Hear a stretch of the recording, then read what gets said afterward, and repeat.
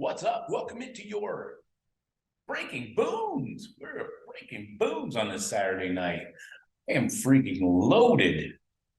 I can't even tell you what drink I'm on. Look, I haven't even had time to finish my shot of Weller Special Reserve, but we're going to do it anyway. Shot coming up. We got a commitment special tonight. Breaking a boom. Commitment number 13, running back Jordan Lyle. It gives us 3 running backs, really 2 plus an H-back, really. When you think back to Curtis Samuel, so Sam Williams-Dixon is more of that receiver out of the backfield, not a between the tackles guy like James Peoples. And now Jordan Lyle, the running back out of St. Thomas Aquinas down in Lauderdale, Fort Lauderdale, technically. I just call it Lauderdale because I live in Florida. Anyways, he was the 8th running back the Buckeyes offered in this 2024 cycle, 25th ranked running back in the class. What's funny is, so he's 6 foot 190. Okay, good size for a high school kid. 2 days ago, he released the top 5, right? We talked about this.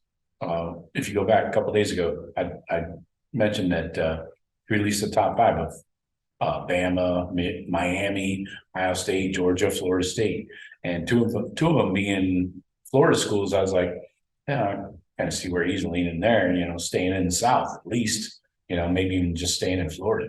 So not so, my friend.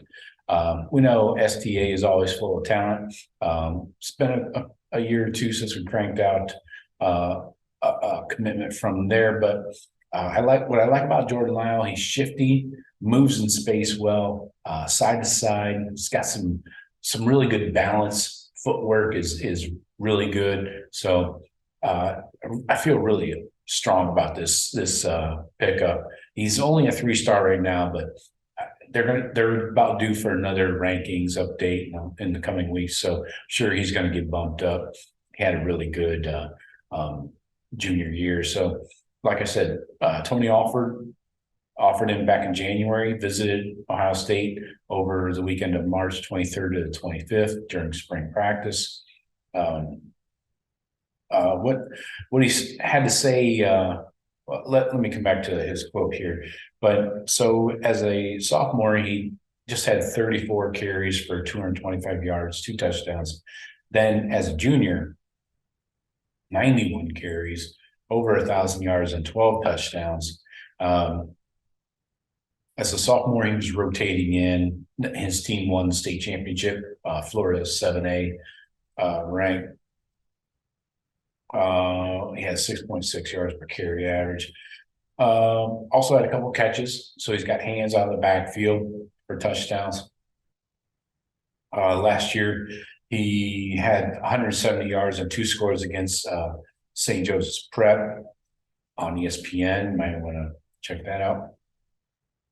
But really, I think his relationship with the coaches was the key here, and that's what recruiting really is when you boil it down. It's comfort and relationships. So I think this is a perfect example of that.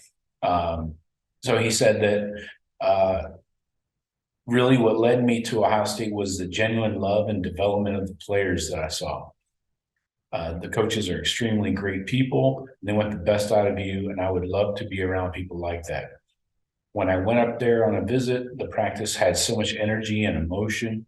I would definitely want to see myself in that type of environment. Ohio State has always been a dream school of mine since Zeke Elliott played. I can't wait to join the Buckeye Nation. Okay, I like it. And about the coaching staff relationships, he said that I'm close to Coach Alford, Coach Larkin, Coach Day. They want me to be a 3-down back and are planning to develop me into a monster. So I love the sound of that. We need more monsters. You can't have too many monsters, right? That's my opinion. But really, it came out of left field. From what I can tell, I hadn't seen anybody talking about this commitment coming. especially since he just released a top five. I don't think he had a commitment date set. I will caution people though, when you're dealing with South Florida kids, this is not to shit on the kid at all or anything like that. But again, we've seen this over and over and over. When you're dealing with South Florida kids and they commit to you, especially in April, almost May now, just means you're in the lead in many cases. Maybe not this one, and maybe not in Jeremiah Smith's case, but in many cases, it just means you're in the lead. And we'll see. I think the increase in NIL on Ohio State's part, as a whole, all the collectives are probably really helping to land kids that we might not have landed last year, like especially the 5-star DNs that we missed out on, 3 of them plus.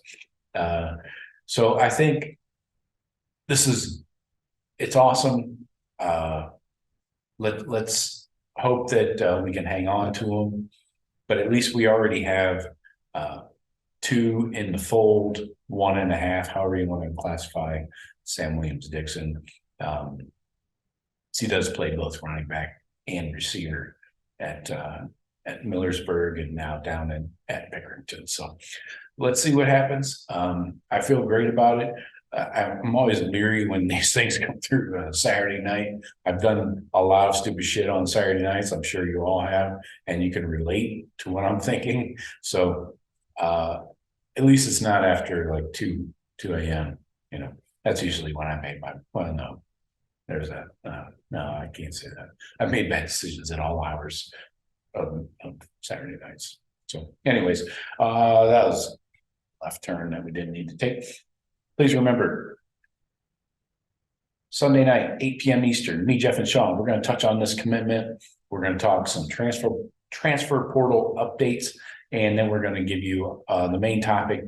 It's going to be NFL draft focus. We want to dig into all the Buckeyes that got picked up. We're going to touch on free agent Buckeyes that got signed to free agent contracts, because those are still going to be leaking out over the coming days. So please don't forget, subscribe. Appreciate you guys. Leave a comment. I always reply to all comments, good and bad. Oh, my wife's calling. Gotta go. Talk to you later. Go Bucks.